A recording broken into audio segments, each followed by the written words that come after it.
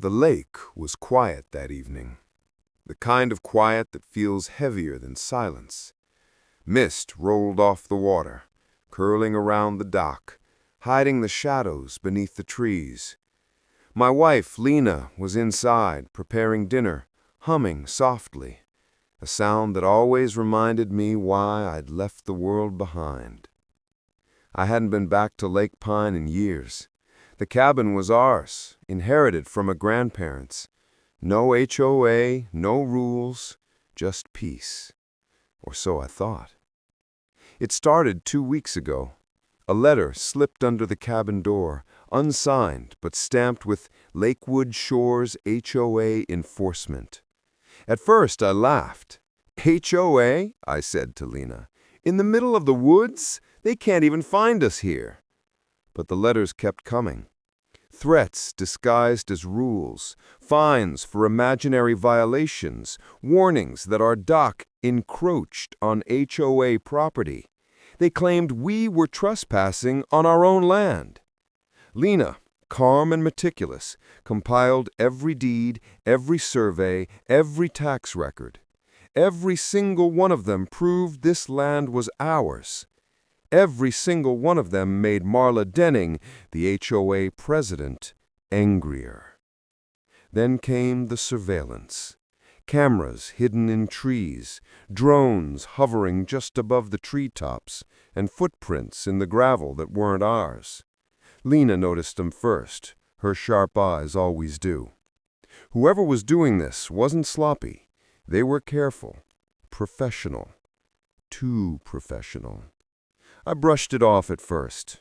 Retired Navy SEAL, former recon, I've faced worse. But Lena wasn't safe, and anyone who touched her on my watch would regret it. It all escalated one misty Saturday morning. Lena had stepped out to sweep the porch, steaming cup of coffee in hand, when a dark gray SUV rolled onto the gravel. Reflective blue tape lined the doors, badges glued crookedly, vests stitched with cheap lettering, HOA Patrol. 2 men stepped out, faces grim. Not casual contractors. These were trying to look like authority. "I can help you?" Lena asked, polite but firm. One of them, bald and broad, lunged. His grip twisted her wrist painfully. "This property is being repossessed. You're trespassing on HOA land," he barked. The other, slick-haired and sweating cheap cologne, stepped behind her, gripping her upper arm. "The president wants this cleared today. You're done arguing."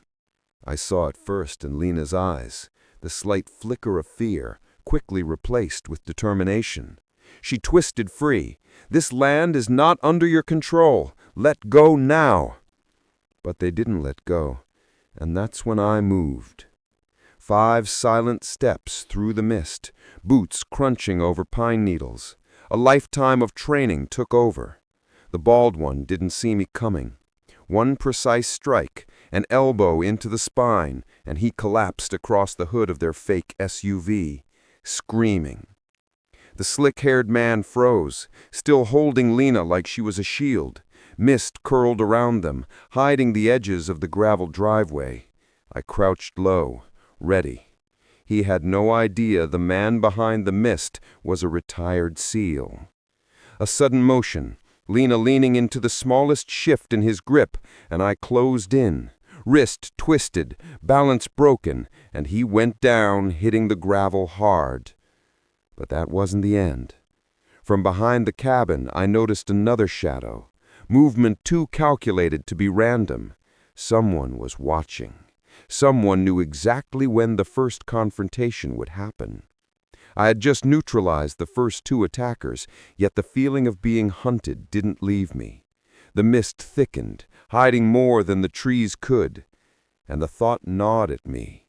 Marla Denning wasn't doing this herself, no. She had pulled strings, hired people, planned this meticulously. And someone was still out there, waiting for the right moment.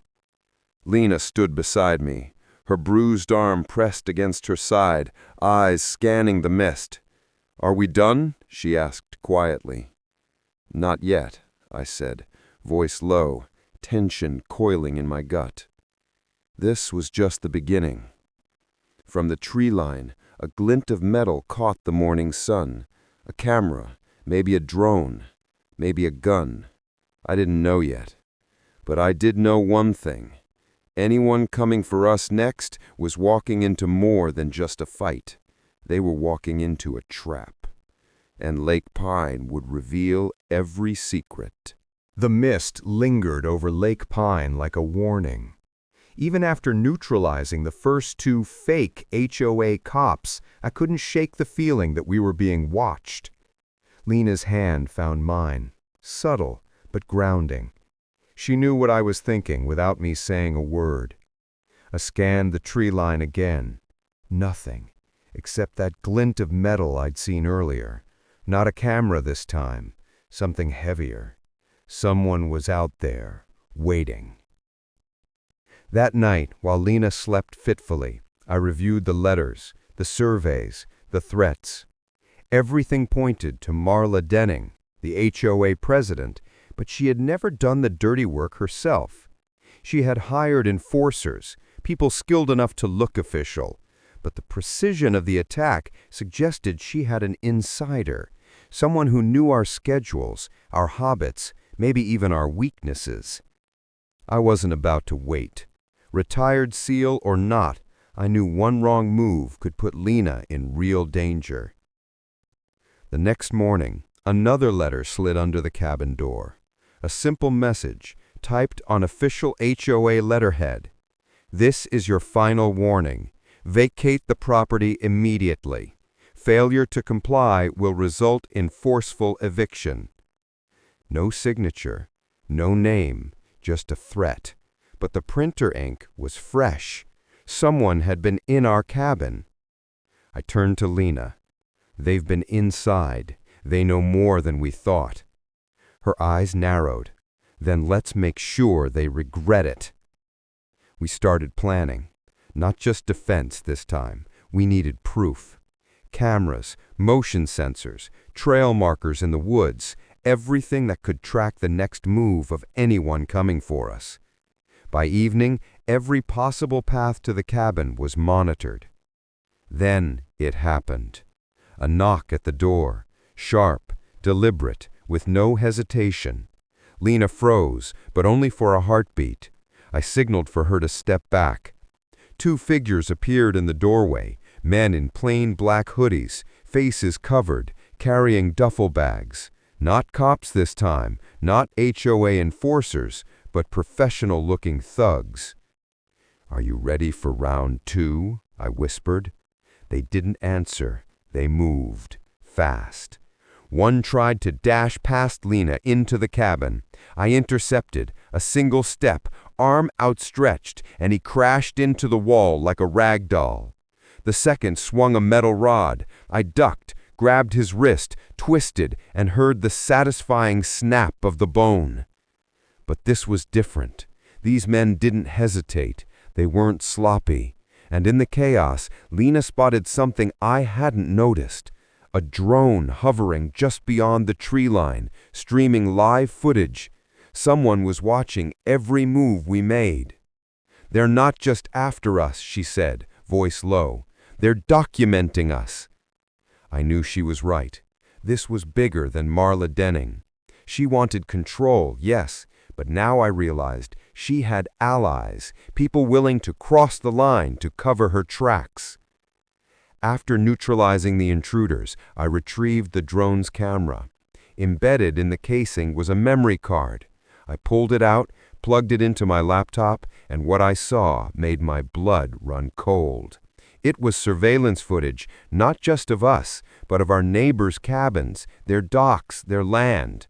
Marla's HOA was building a full dossier, targeting every property she coveted. "This isn't about our cabin anymore," I muttered. "It's about power, money, control." Lena's hand gripped mine.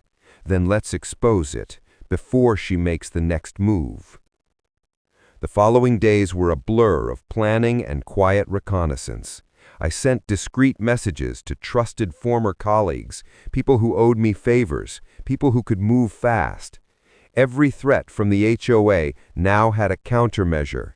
Every shadow, a trap. Every drone, a net. And then the bait appeared. A fake survey crew sent to our dock during the early morning fog. This time, I wasn't just going to defend. We were going to take the fight directly to them. As they approached, measuring tapes in hand, cameras in pockets, Lena and I waited. The fog concealed us.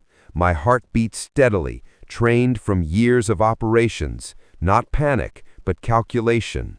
I whispered, "Watch the left side, he's carrying a weapon in the bag." It was a trap within a trap, and as the first figure stepped onto the dock, everything became clear. Marla Denning wasn't just obsessed with money. She wanted to humiliate us, make an example. She had underestimated one thing. We weren't just defending a cabin. We were dismantling a network.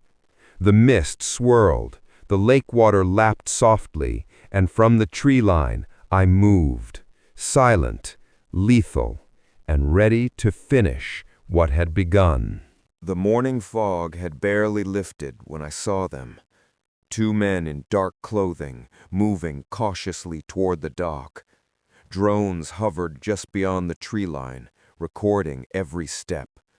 My heart was calm, methodical, every movement calculated. Lena stayed behind, her hand on the motion sensor panel we'd installed overnight. She was my eyes inside, I was the muscle outside. I stepped from the mist, silent as a shadow. One man reached for his bag, glancing nervously at the tree line. Mistake. I was already there. One elbow to his ribs, and he stumbled backward, crashing into the dock railing. The second man spun, weapon raised, but I caught his wrist mid-swing. A twist, a snap. He collapsed onto the wooden planks. From the tree line, I noticed movement, another figure darting across the rocks. Lena had been right. Marla had sent reinforcements. Someone experienced, skilled, someone who thought they could take me by surprise. I gritted my teeth. You just don't learn, do you? Before he could react, I was on him, footwork precise, trained over years of missions. One punch, a sweep of the leg, and he hit the gravel hard. His weapon skidded into the lake. Then came the sound of engines, a gray SUV tearing down the winding path to the cabin, tires screeching, dust kicking up. Another fake HOA patrol, this time with two more men inside, faces hidden behind visors. Lena gasped, but I motioned for her to stay back. I pulled out my phone, calling Sheriff Briggs directly. "Briggs, it's Cole. Another squad coming for us. I've got them contained, but you need to bring backup now." "On my way," he said. The SUV skidded onto the gravel, tires fishtailed. I waited, positioning myself for maximum advantage. As soon as the door swung open, the first man jumped out, but I was ready. A swift tackle, a roll, and he slammed into the gravel. His partner tried to cover him, swinging a baton, but miscalculated. I grabbed his wrist mid-swing, twisted, and felt the metal bod buckle. Lena watched from the porch, eyes wide but unafraid. "Go, don't hold back," she whispered.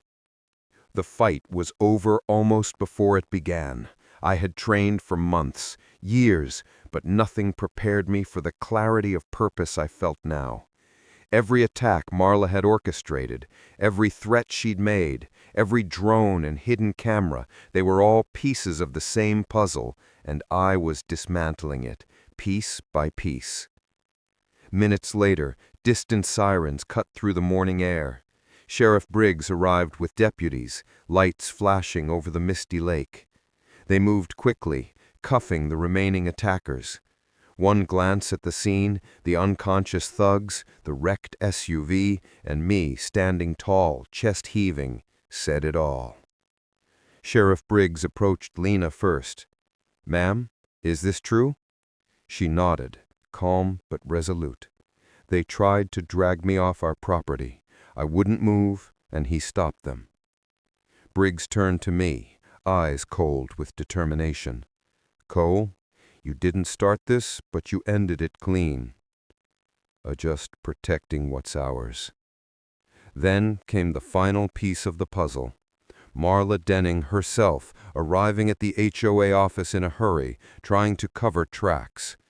By the time she reached her office, deputies were already there with a full search warrant. Laptops, financial records, rental logs, all seized. Her schemes were exposed. Illegal high-end rentals, false eviction threats, fake enforcement squads, and intimidation of neighbors. Within hours, news spread across Lakewood shores. By sunset, Marla Denning, queen of HOA manipulation, was escorted in handcuffs to a patrol car, neighbors watching in disbelief and relief. The HOA meeting that week was unanimous. She was removed, banned from all boards, and faced multiple felony charges with tens of thousands in restitution. That night, Lena and I sat on our porch, the lake calm again, the water reflecting the fading sunset. Her hand found mine.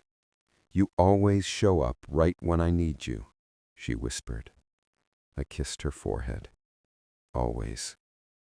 Because that day, 2 fake HOA cops and 1,000 threats orchestrated by a power-hungry woman learned something real. You don't touch someone's family, their home, or their peace and walk away unpunished. Lake Pine was ours again, but one thing was certain.